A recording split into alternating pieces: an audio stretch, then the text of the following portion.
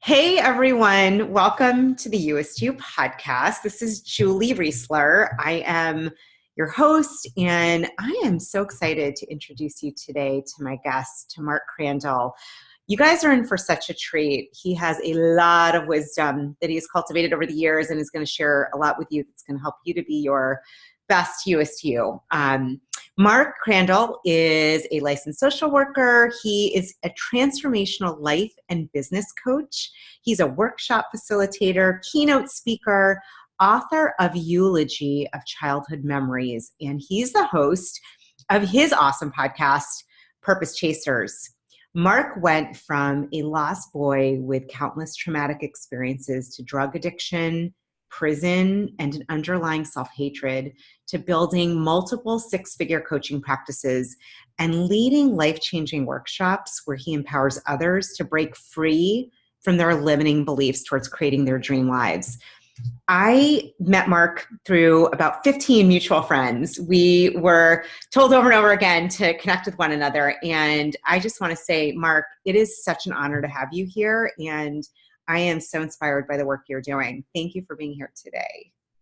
Julie, thank you for having me. I feel the same way, and it's funny if I can say this. I'm going to say it. You can just say it. So, like Julie and I, for those of you listening, we're connected by literally at least 15 people, and both of us, when we had our initial conversation, which she was driving, I was driving. It was like we just kept pushing it away and being like, oh, well, if the universe wants that to happen, it'll happen. And then finally, we both hit our breaking point with introductions. And it was like, okay, I'm sick of this universe. Like, let's connect. So I'm such a pleasure to be here and to just be in your world and to get to know you and the amazing work you're doing. So thanks for having me. Oh, awesome. Thank you. Yeah, we finally, after I think literally it was like the 14th or 15th person, I'm like, well, clearly I must connect with this person, with this amazing human being. Goodness, I know you have a lot of wisdom to share and a lot of experience that you've gone through that was really quite challenging, that helped you to get to where you are. That might be an understatement. What I would actually love to start with is just this concept of being your USU, being your most authentic self. And maybe just to start by giving, everyone who's listening a sense of a little bit about your journey and how you're living into that today. Yeah, I love that line, the USU. I'm about the most USed me I can possibly be, and I'm really striving to be more of a USed me than I was yesterday, if that makes any sense. I probably might have just completely smashed your catchphrase, but yeah, I mean, just the Cliffs Notes version of my past. And, for those of you who have read my book, which may be some of you, I was taken by the state at the age of 3. I was placed in foster care. There was a lot of trauma there was a lot of trauma in my childhood. And, I have a sister who has cerebral palsy, who's 2 years older than me. So there was a lot of trauma for both of us. And we ended up being placed in the same foster home, being adopted by 2 of the most loving individuals you could possibly meet. And I literally spent my entire adolescence as a confused, angry child trying to figure out what was going on in this world. And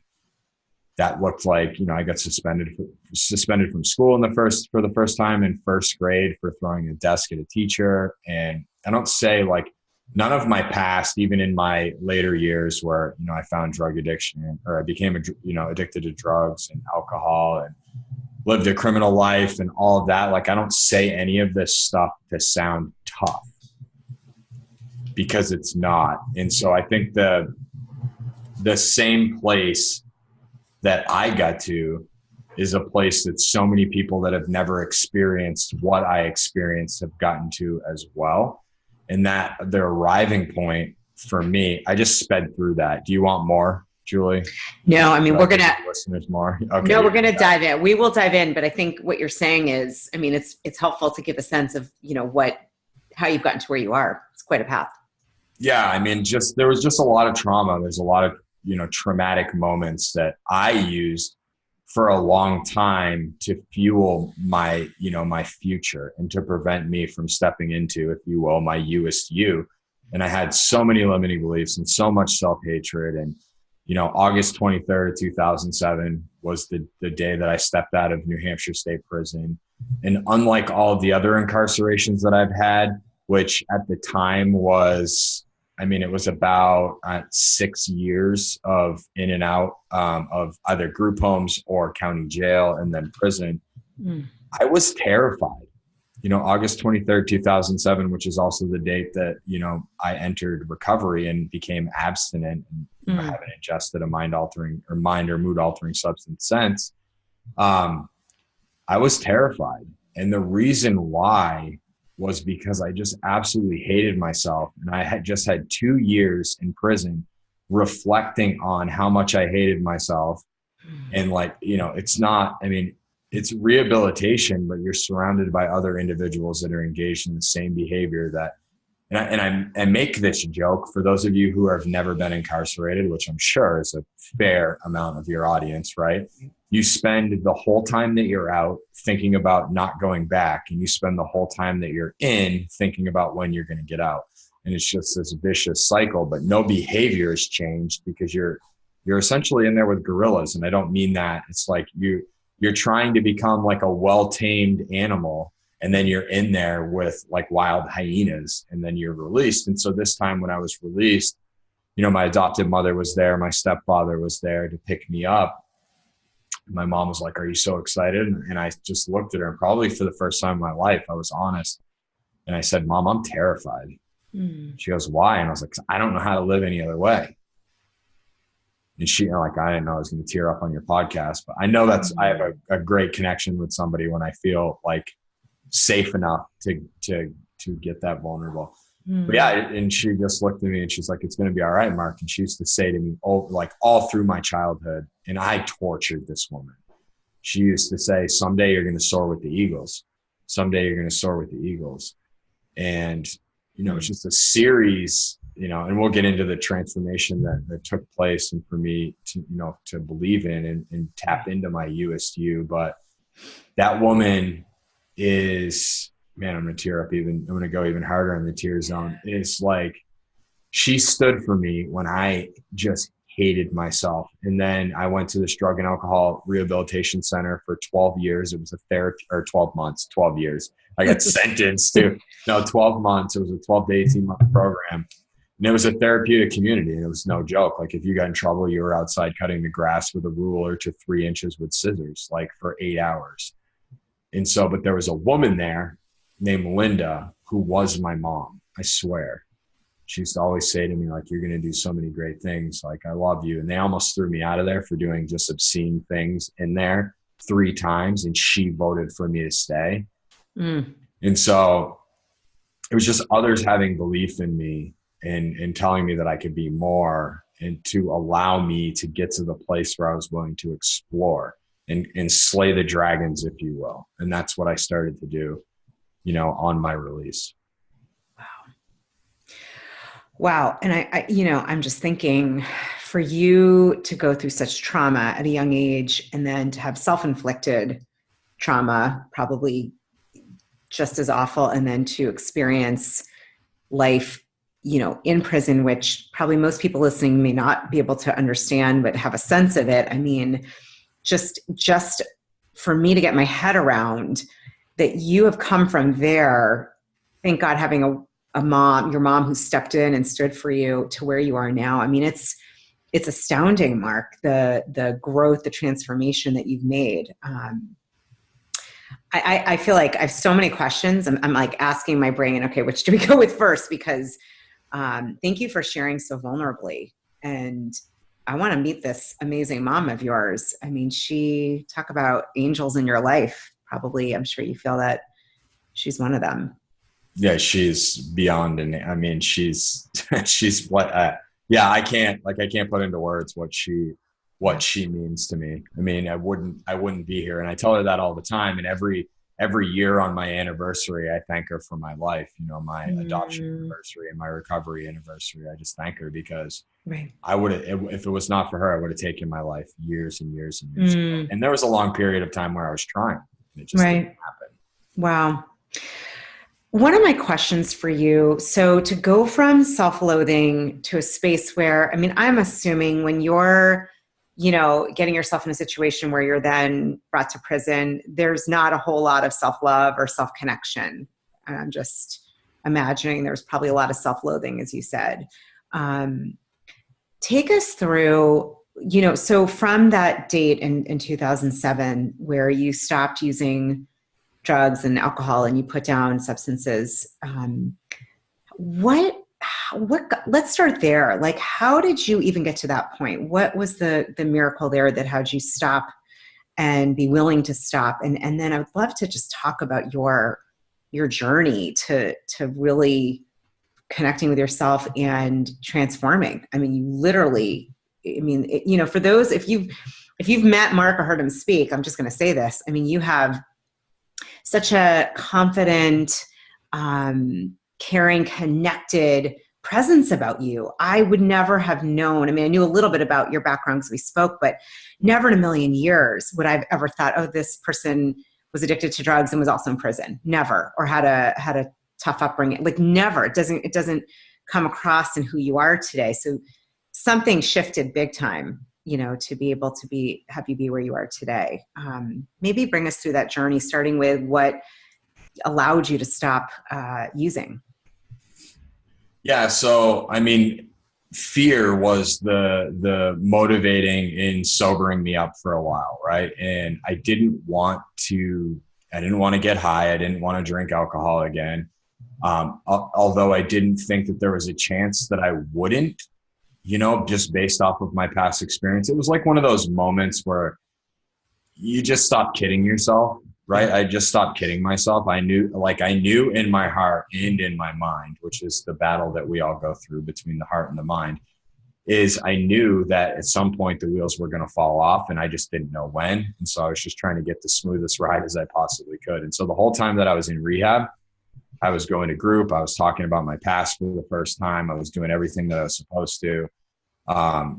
You know, I did some 12-step work with a man who came to my facility. I was going to church. We were also going to this Buddhist center and doing meditation. And I was just trying everything. Like, I was just like, you know, pour it on me. And I made an agreement with myself. I remember the first night I was in my room, and this is going to be morbid for your listeners, but this is the place that I was at. The first night that I was in my room at rehab, I remember looking in the mirror and thinking to myself, if this doesn't work, I'm gonna throw a noose around a tree. Right? And it was like, I was just done.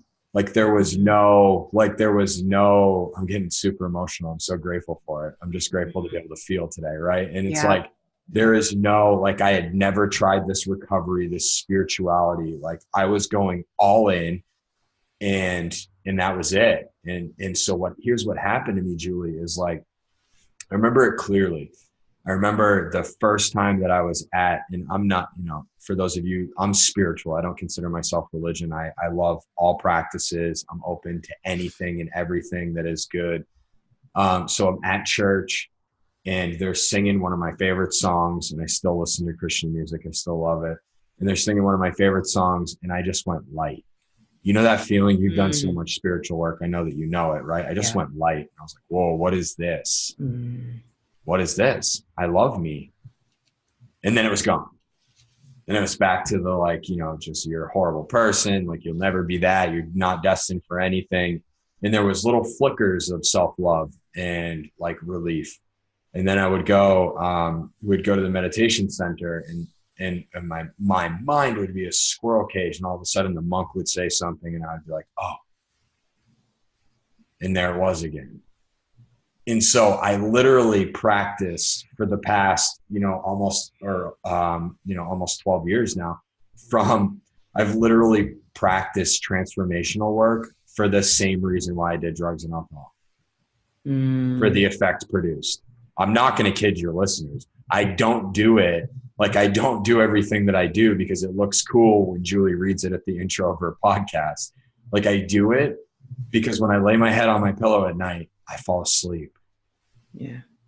And I just chased it. And it was like those little flickers, right? And then something happened. So I went through a dark depression the first year that I was out of the treatment center, because I painted and drywalled. I had my own my own company, and I did it for 15 years and I was really good at it. My body was hurting. I was tired of being around the individuals that I was forced to work with, that were also addicted to drugs and alcohol. And I remember it was like this long, quiet winter with no work. And I just like increased my meditation practice. I increased my prayer. I was listening, one of my favorite women, it's this woman, Tara Brock. I was listening to her metta, her loving kindness meditations. She's awesome. And she lives right by here. Side note, Oh, really? I've seen her. She's amazing. She'll come back. She's amazing. She changed my life, like literally. And we can get into that maybe in another episode, but yeah, I'm a huge proponent of loving kindness meditation for all things. I forgave both my biological parents after a 6-month practice of metta. And anyways, I was like depressed and low, and I'm like burning incense, and it's dark in my apartment, and it just hit me. You're not meant for this. You're meant for more. And then all of a sudden, and I'm like making it sound like a storybook, but all of a sudden in that moment, I remembered a book that my mother, Orly, sent me when I was in county jail the first time. And it was a book called A Child Called It by a man named David Peltzer. And I remembered thinking, like, Dave wrote that book for me, and he wrote that book to show me to share my message with the world. I didn't know what it meant in the moment. And all of a sudden, like, I'm kidding you, this is like a 5-minute period. I picked up my laptop and I typed in school for psychology. And I was a horrible student, right? I was addicted to drugs. Like, my GPA was garbage. I got a GED in prison because they forced me to in order to parole out. And so I looked up, and I didn't want to go to a face-to-face school because I didn't think I was intelligent, and I didn't want to be judged. And, it all stems back to like 2nd grade when Green Eggs and Ham was passed to me, and I realized that I couldn't read. And so I applied, like I was testing a couple, I said texting. We weren't even texting then. Yeah. It was, you had to push like one button 4 times to get to the letter you wanted. I applied to the school, and I got accepted, and I was getting a 4.0 and decided to go to a face-to-face school, did that. And it was in this moment, speed it forward. I was reading this book, Awaken the Giant Within by Tony Robbins. And I was like, mentor, what's a mentor? I don't know what a mentor is.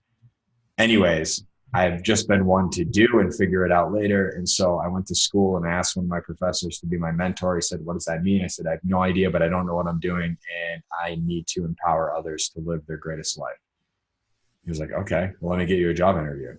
He got me a job interview. I got hired by, it's rebranded, but it was called Child and Family Services. And I worked with runaway and homeless youth for 7 years of my career. Wow. That's when it shifted for me. I had gotten a job that a convicted felon was not supposed to get, and found that with my past experience, all of my past experience had placed me in a position to serve at a level that most can't. Wow. That was it. I just got wicked wordy in that one. No, it's great. Wow. I'm just the synchronicity and the gift that you were, like you said, that you came across the word mentor, that you had that opening that then you could step into really impacting. Because you're right. I mean, most of us have no idea, I guess, thankfully or not thankfully, but you do have an idea what that's like. And I can only imagine. So you did that for 7 years, you said? You did that for 7 years. Yeah. I worked there for 7 years, and, wow. and also I'm addicted to transformational work. Like, yeah.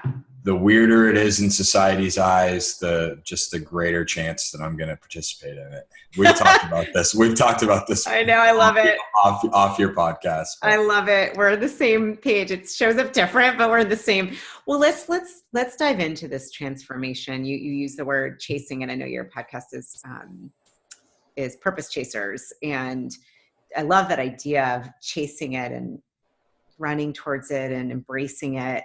I'd love to like really look at deconstruct transformation, your transformation, what's helped you to transform, and then what you believe, what you teach about transformation. Like, let's just go into it, because it's one of my favorite topics, I think, because it's all encompassed in hope and possibility, meaning like you're the epitome of this, right? I mean, to go from, prison to having successful business where you're helping people transform is, to me, if that's not hope and possibility, I don't know what is. You're living it. So let's talk about it from your perspective, what it looks like, what that means to you, how you teach it, like anything and everything you want to talk about. Let's do it. Transformation. Yeah, I think, and this might be challenging to some of your listeners that are engaged in transformation for me to state, but I think oftentimes individuals that are seeking something, what they're actually seeking is an experience in which the experience transforms them. And so I had an experience early on with the fact in reading, a man that I actually, I'm not going to name drop. I'm going to. I was reading a book called As a Man Thinketh, by James Allen, who's one of my favorite thought leaders. He's in the past. Most people probably haven't heard of him, but I've read that book probably 25 times in the past 12 years. And it's literally what I learned very early on is transformation is an internal job. It's not an external job. It's not something, if I'm not willing to go inside, there's no workshop or event that's going to produce long-lasting transformation. Yeah. Yes, you can go to an event, you can get all hopped up and jazzed up, but it's not going to be long-lasting unless you're willing to go inside. And going inside is uncomfortable. That's why you have, I don't want to get into it on your podcast, but that's why you have all these quick routes to transformation right now, like ayahuasca and microdosing is like a big fad, because like you go engage in this, they package it up as like you go engage in this spiritual drug-induced process and come out the other side a magical unicorn. And that's not to fire shots at anyone that is engaged in that, because there are individuals who have had powerful experiences with that. But there's no quick hit, if you will. There's no quick, long-lasting fix. And I have spent so many days and nights crying and, like I did a 7-day silent meditation workshop, which was one of the most painful experiences of my existence. Like just silent, no eye contact, no body language, no communication at all. And I had one of the most powerful experiences of my life on the 6th day. And it's like, there's a million things that we could talk about, but literally, purpose chasers, and, I'm wearing the shirt, and I started the podcast, and it's individuals that are committed to going against the societal norm of what we're supposed to be and what we can do. And so if there's anyone listening and you have a dark past, and if you're a felon, I have a special place in my heart for you, and like reach out to me. Like there's nothing you can't do if the universe wants you to do it. I'm telling you right now, the only thing that can stop you is your mind telling you that you can't, right? There's no such thing as failure. So I just started, just started testing things out and going against what my mind was telling me that I could do. And I was the first convict to be hired by the state of New Hampshire. I got hired to work in a youth detention center there after, working for Child and Family Services. It made the headline of a Sunday newspaper, and the headline read, you can look it up, it's the Union Leader. I'll give them a plug. It's not the greatest newspaper in the world, but they did a decent job of displaying what it looks like to transform or to reconstruct your life. Although they were trying to convey another message, I saw it an opposite. And the headline reads, "Convicted burglar counsels youth."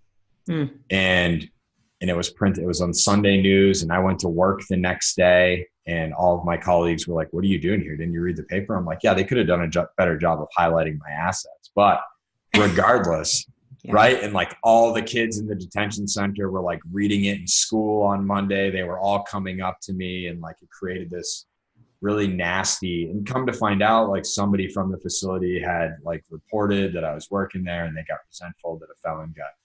And it was just like constantly going against the grain of what my mind is telling me, just constantly, the USU. Yeah. Right? Like people can only think about you what you think about you. Yes. And it's like there's just, if you tell yourself you're fat, you're fat. And other people think you're fat. And I'm just sharing this from my own experience. If you tell yourself that you're worthless, then you're going to believe that other people believe that you're worthless. Yeah. If you tell yourself you're mighty and you're powerful, you're going to believe that other people think that you're mighty and powerful. And I have it on the back of my shirts, and it says the way that you speak to yourself is the way that you show up in the world. And it's just, if I wasn't showing up as the powerful individual that the universe has built me into, you and I wouldn't be connecting, because you're powerful and you would be on another level than I am. So the universe meets you where you're at, and I'm just like, I'm addicted. I don't know. Like, I'm just so addicted to introspective work and going deeper. And, we were talking about it just a little bit ago. Like, I just walked away from this community that I've been a part of for a little under a year. And, it was like, you and I get excited about that stuff. Right. And most people would be like, wow, that's so bold. And I've had people reach out to me, are you okay? I'm like, yeah, I'm so okay. Yeah. But it's like chasing the uncomfortable, right? I love it. You know what? Something I hear underneath it too, it's chasing the uncomfortable. What I hear and feel, Mark, that you've created is this really rock solid relationship between you and yourself, your higher self, and your best self, your USU, whatever you want to call it. I think of it as the sacred self that's really without the ego or without stories, that's really here to shine and to do whatever we came here to do. And you, to me, have such a strong, solid relationship. And what I've noticed is when we have that kind of relationship, like you said, it's an internal job.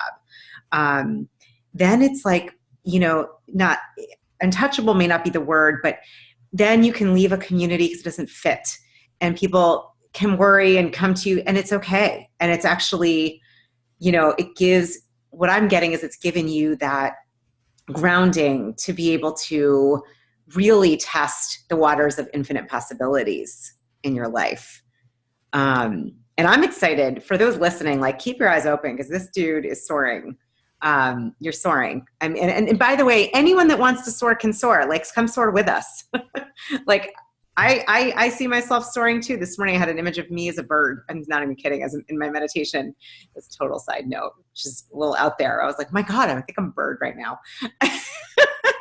I've never said that on a podcast, but no, really, like, you can soar, you can, whatever, as you said, whatever you see and think about yourself in your mind is what you project. And what I love with you and your story is you are just pushing the edges and boundaries of what is possible for Mark Crandall in this lifetime. And it's such an example. It doesn't matter. So for those who've never had a felony, and let's say you're in a crappy marriage or job, or you feel, like your body is deteriorating, you haven't taken care, whatever your, destructive patterns are. The point is, I love just how you said that there isn't a quick fix, but I wrote it down. People can only think about you what you think about you. That's what you said. And so it comes down to, what are you thinking about yourself, and what are you saying about yourself? And I love this idea of you being a purposeful, powerful leader. It really becomes true what you feel, and you're doing it, you're showing it. I mean, I've been watching the things that you're doing, and what an incredible example. It's really inspiring. Well, I just have so much love for you and appreciation just knowing you. And it's like every time the third time we connected, because we connected at Best Year Ever Blueprint as well. And it's like we're connected, like our spirit animals, we're connected in another life. What I would say to the listen, like to your audience, is like it's ongoing, and Yes. it's like who I am today is not who I'm striving to be tomorrow, and who you're in, and the circumstances don't matter. Yes. That's the greatest thing that I can say. Like, you don't have to be a felon or have a bad childhood. Like, the circumstances doesn't matter. Yes. What actually matters is the reframing that I've done about my past, that I've done about who I am, which anyone can do. Like, everything, all of the trauma from my past happened for me. Like my biological father, although he wasn't in my life, you know, he was sporadically, but he wasn't the father figure that you see on TV. He taught me everything I need to know about being a father. And I'm so grateful for everything he did and didn't do, because it was a reflection of the father that I don't want to be. Yeah. And I'm so grateful for that. What greater lesson than could you get than give that to your child? Yeah. You know, and it's painful, and it's so fun, and it's enlightening, and I just love it. And I'm not stopping. There's, you know, I set the goal of bringing $5 million worth of value to the world in 2019, and I'm making a dent. I mean, I already have, I think, 4 keynotes booked and 3 workshops booked. And I just want to share this for the listeners. I don't do it for the money. Yeah. Like, this is my calling. Yeah.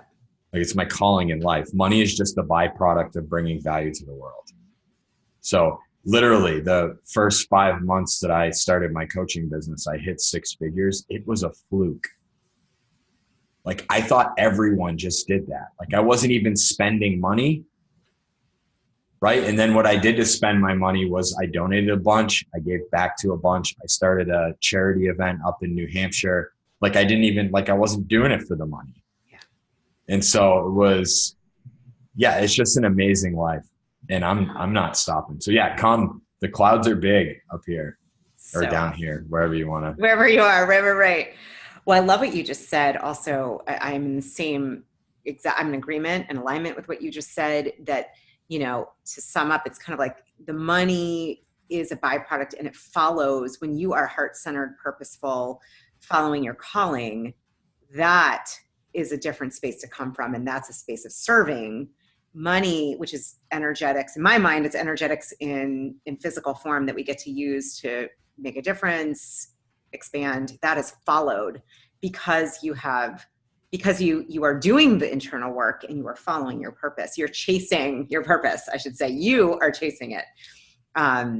And question for you, I mean, before we start to wrap up, I am curious, Mark, if you were to paint a picture for us, you know, 5 years out, 10 years out, what kind of legacy do you want to leave on this planet? Like, what's the big game for you? What would it look like? You know, hopefully the end is way far away from here. I know you have a baby on the way, maybe more babies on the way. So, you know, looking back, maybe 5 years, 10 years, or down the road, you can pick whatever speaks to you.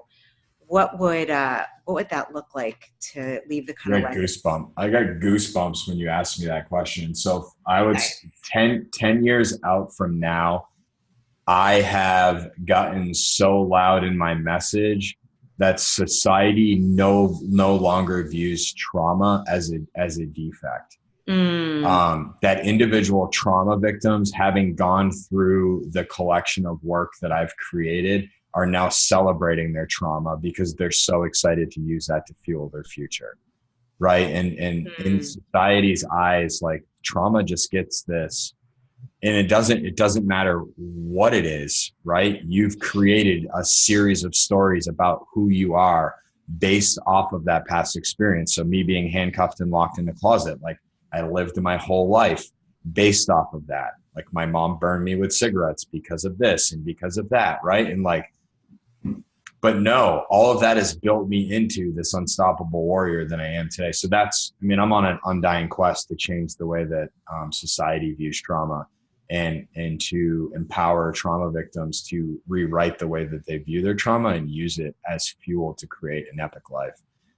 And so that's what I'm doing outside of raising the most badass little kid on the planet. And I'm so excited, and my mind gets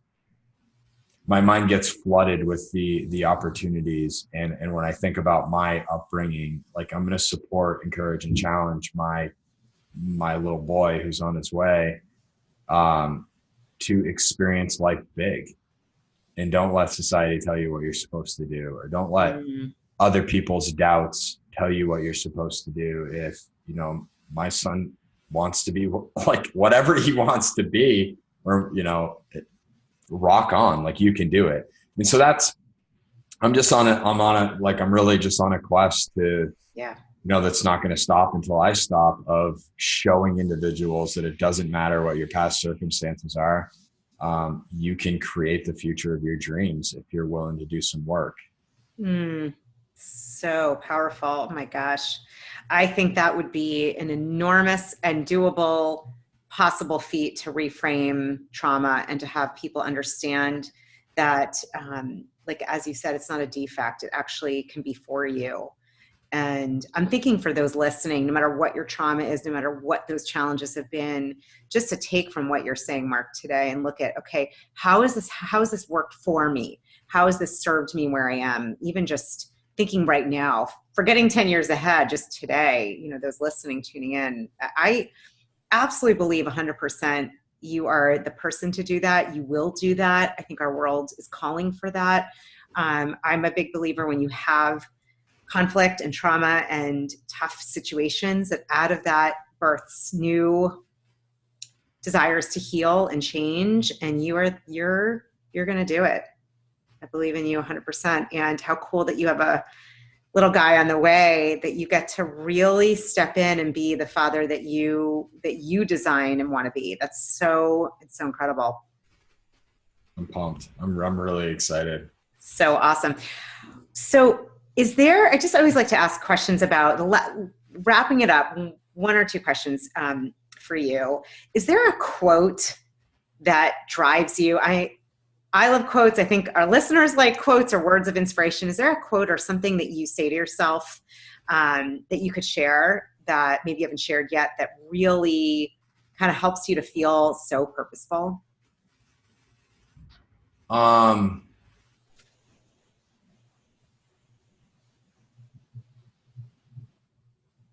Yeah, I mean, there's a line out of the 12 steps that's really resonating with me right now. And that is, no matter how far down the scale we have gone, we'll see how our experience can benefit others. And I'm just an open book. Like, I talk openly, and a lot of what I talk about, I'm really emotionless because I've done so much work, you know, on it. And, that's, like, I guess what's there for me is, like, everyone has a story, and everyone's story is powerful. And how amazing would this world be if everyone was just living unstoppable and sharing their story? Right. And there are a lot of amazing individuals in the self-development space that are doing amazing work, but there are also a lot of people that shouldn't be in the space, that are not doing amazing work, that are taking advantage of people. And I don't know why I just said that, but that's there for me. And so it's my job to step into this, and your job to step into the role that you are, and to get louder and to get louder, and to build and to build and to build. And so I do everything that I'm doing to get louder, because I know, I guess here it is. Here's the answer, right? It just was a series of talking. The more work that I do, the more that I create, the more, the bigger my business gets, the more wealth that I generate, the more I can carry the message, the louder my message gets, because I have an obligation, an undying quest to reach that person that doesn't know that they want to be touched. Right. That's it. I'm tearing up again, that one man or woman who's lying on that bed, or, you know, when I was homeless, like sleeping in that cemetery, contemplating the end of their life. And if I can just like, and I got to get loud. I got to carry a message. I need billboards. I need, you know what I mean? Like I can show you how to take that trauma from the worst thing that ever happened to you to the greatest resource you have. So that's why I do what I do. That's why I'm, you see me. I mean, you follow me. I follow you. Like I'm all over the road. I'm just like, I just love what I do. Yeah. Beautiful. So powerful. And I think the takeaway is also, like you said, with trauma being, that this has happened for you. And I'm thinking for, again, anyone listening, oftentimes, and my story is different, but I know I'm like fueled by the lack of self-love I had to having self-love. And so for me, that's a huge area. So for you, like really shifting the conversation in the country, in the world, around trauma, around transformation. I love it. I believe in you. I believe you're going to do that. And those listening, think about, sit with, go internal. Like you said, Mark, do the internal work, figure out like what's been stopping you, and use that. When you get past that, when you get it, you can share and help those that are still there. And I see you like reaching in and grabbing hands, people that are really asking for help. And there's a lot of people, I really believe, that are asking for help right now, especially around trauma and addiction. And I guess here's another thing that I'll say really quick. Yeah. Find a tribe of individuals that are going to support you and tell you. And so like, our mutual friend, Carolyn, is like, I talk to her almost every day. Yeah. And when I have a limiting belief that comes up, she's the first person I call, and she says, that's BS. Let's go.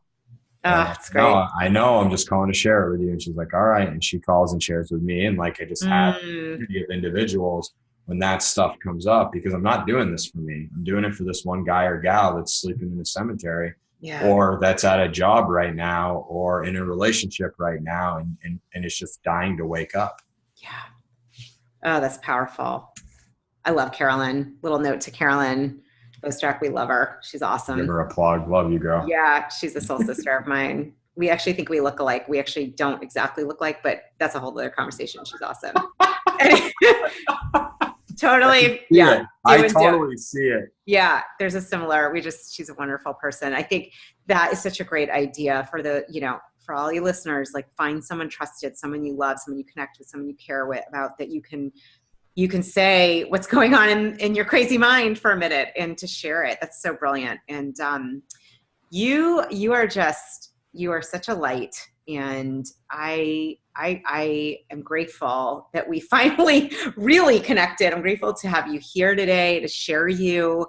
You had a lot of wisdom and just love and learning. And I know everyone that's listening is going to get something massively for themselves. And we'll have all of your information, because I want people to be able to find you, follow you, come to your events.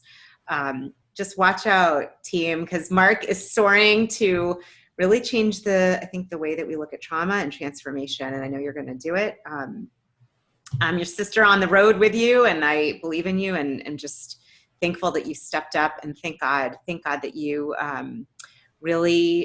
that you had your transformation. I can't imagine the world without you. So thank you. Well, it's never ending. So let me say that. Yes, daily. Transformation is a lifelong quest. It's not So Warner Earhart says, transformation is a mountain with no top. You must learn to enjoy the climb. That is so true. It's daily. I would say this shit's daily practice. Every day at a time. Oh yeah. Yeah. Well, thank you, my brother. You're awesome. Thank you so much for having me on, Julie. And I look forward to, we're having another conversation here in 3 hours. Awesome.